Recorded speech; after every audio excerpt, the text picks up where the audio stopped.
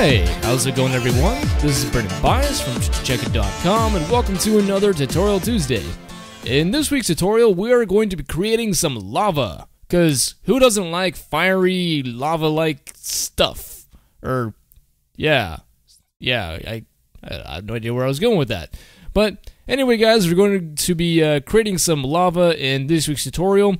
And before I show you what I've come up with, I will have to get this off my chest. I did look at some other people's tutorials just to get a good idea of how to, get the effects started, but I did end up finishing it on my own. So just to give credit where credit's due, this is the tutorial that I got a couple pointers from. It was made by Suck Monkey. I don't understand why you would name yourself Suck Monkey, but either way, this guy had a pretty handy tutorial on how to create some lava, although in my opinion the ending effect kind of turned out kind of bleh, but either way it helped me get to this, which is, in my opinion, freaking sweet. Just take a look at this freaking lava. It's just got some like chunks of, molten junk in it, or I don't even know what the heck all this stuff even is when it comes to lava. It's probably just like the cooler portions of the lava, but either way it looks freaking epic and I just love how it turned out. So I just want to share this with all you lovely people and all of our beautiful subscribers out there. So what do you say we go ahead and get going with this effect? So let's make our new document, and you can name this as you want. I'm going to name this lava tutorial.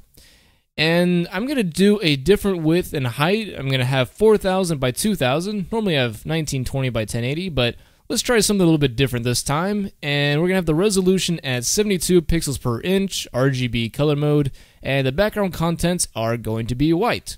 So let's click OK, hit Control or Command 0 to fit the canvas to our screen here. And let's go ahead and start by double-clicking our background layer, and we're going to name this our clouds, and hit OK there. And before you apply any filters, I'm going to do a quick favor for you guys and show you how to turn on all of the filters in the menu here, because we are going to be using some stuff in artistic and stylize later on. So if you want to follow along, here's what you're going to have to do.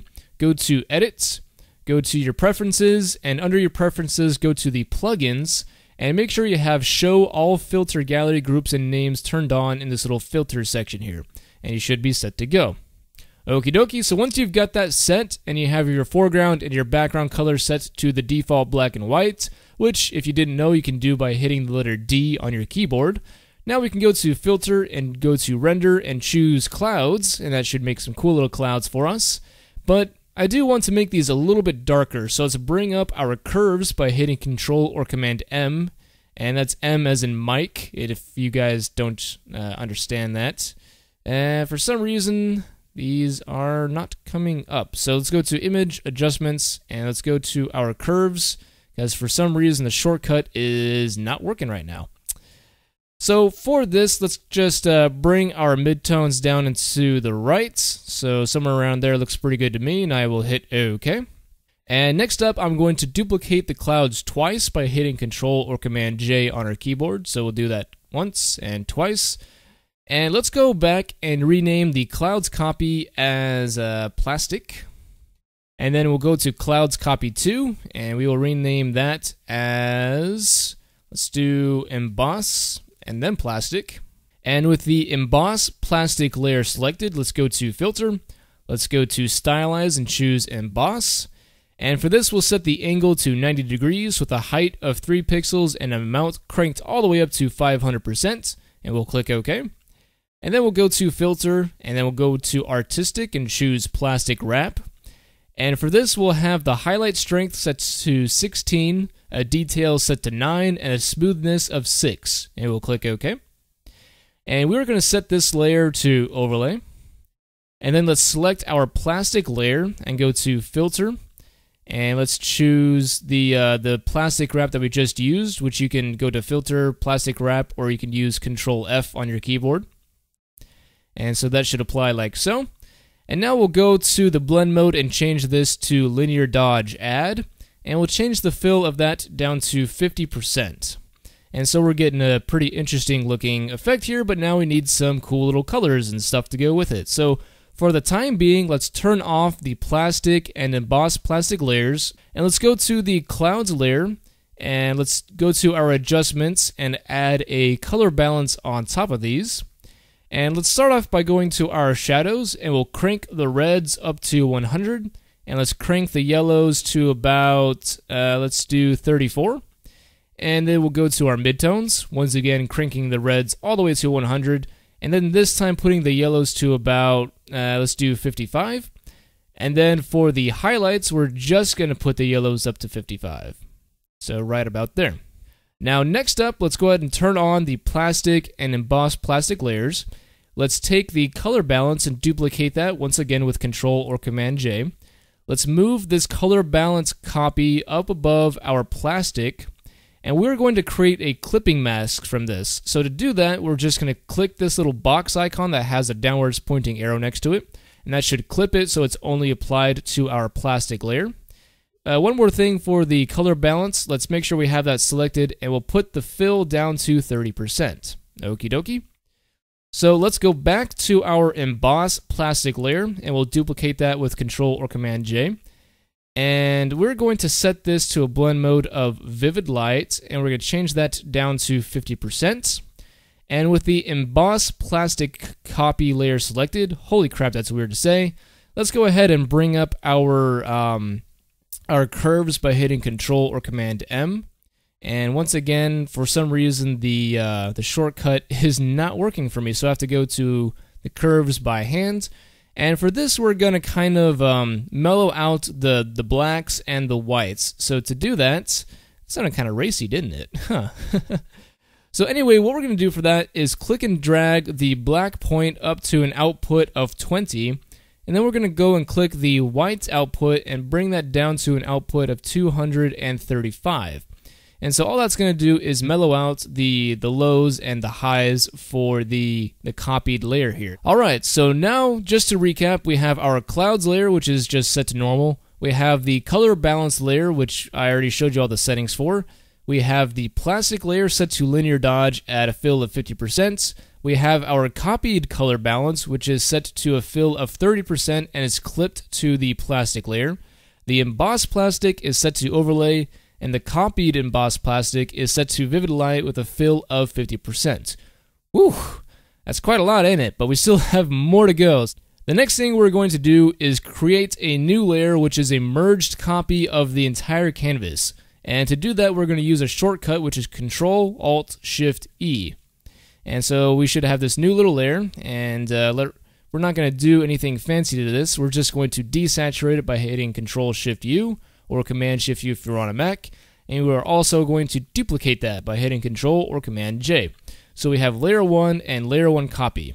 For the time being, let's turn off Layer 1 Copy and just go to Layer 1.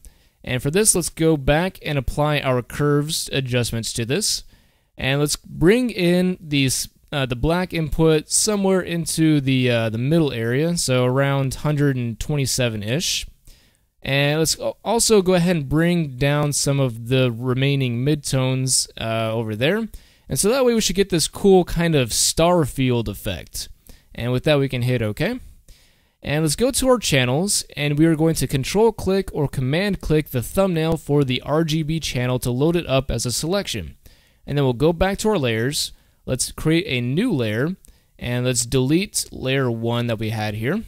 And we're going to fill in Layer 2 with white. So once again, that is Control or Command Backspace. Or you can bring up the fill by hitting Shift Backspace and choosing white under the Use for the Contents. So let's go ahead and deselect by hitting Control or Command D on our keyboard here, and let's rename Layer 2 as our glow. And for this, let's apply a outer glow. And for the blend mode of this outer glow, we're going to set that to linear burn. Let's put the opacity down to 20%. And for the color of this, let's move this slider just over to the right to this slightly yellow color, and then bring this down until it's more of an orange. And we'll click OK. And for this, let's set the spread to 1 and the size at 100 pixels. And let's also change the range to 100%. And the purpose of this outer glow is simply to add in a little bit of saturation here, because it does seem a little bit drowned out. Alright, so next up, let's go back to our layer 1 copy and turn that on. And let's go ahead and invert this by hitting Control or Command I on our keyboard. And this should be the overall effect that we're getting here. And let's go once again and apply our curves adjustments. And for this, all we're going to do is bring in the black slider to about an input of 30, maybe a little bit more. And we're going to bring down our midtones like so. And then bring back some of the highlights up here. So we'll have this pretty intense looking little set of, I don't even know what the heck this would be considered. It's just freaking weird looking, alright? Work with me. So let's go ahead and hit OK to apply that. And we are going to go to File and choose Save As. And we are going to name this Lava Tutorial Displace. And we're going to turn on Save as Copy. And we'll click Save. So now let's delete the layer 1 copy, and then once again let's merge everything into a new layer by hitting Control, Alt, Shift E, or Command Option Shift E, and we are going to rename this as our Displace. So let's go to Filter, and we're going to go to Distort and choose Displace, and we'll keep the default values of 10, 10, Stretch to Fit, and Repeat Edge Pixels, and click OK. And the file we're going to use is the Lava Tutorial Displace map that we just saved, and we'll click Open. And so what you'll notice is that this applies a really interesting displacement on top of our effect here. And some of you might like it, some of you might not. I think it's a pretty cool little addition, and it kind of makes it look a little more rocky and just a little bit more lava-like to me. Alright, so one more thing that we can do to make this look a little bit nicer is to duplicate our displace layer. So we'll hit Control or Command J, and we're going to name this as our contrast. And once again, let's desaturate this by hitting Control Shift U or Command Shift U if you're on a Mac. And then we'll go to Filter, let's go to Blur and choose a Gaussian blur. And I'm going to set that to a radius of 8 pixels and click OK. And for this, I'll just set that to a blend mode of soft light.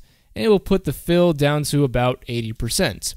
And so if you turn that off and on, it just kind of darkens up some of those little chunks of rock and things of that sort. So after having a whole bunch of fun, let's go ahead and take a look at our bad boy here. Alright, so I think we did a pretty freaking good job here, guys. So I know I went through that pretty fast. I was trying to keep the length of the tutorial down to a minimum, so if you have any questions, do not hesitate to ask me. I will be happy to help you guys out. But anyway, guys, I hope you enjoyed the tutorial. If you made anything cool out of it, just let me know what it looks like. Maybe you make a pretty cool sun or something of that sort. That's actually kind of the idea that inspired this. I was trying to make a lava engulfed sun, but it didn't really turn out good, so I just settled with this. Anyway, if you guys enjoyed the tutorial, once again, just leave your comments or like the video and share with others. You know, all that kind of stuff helps us out in the long run. That's all I have for you guys for today, and I will see you guys next Tuesday. Peace out.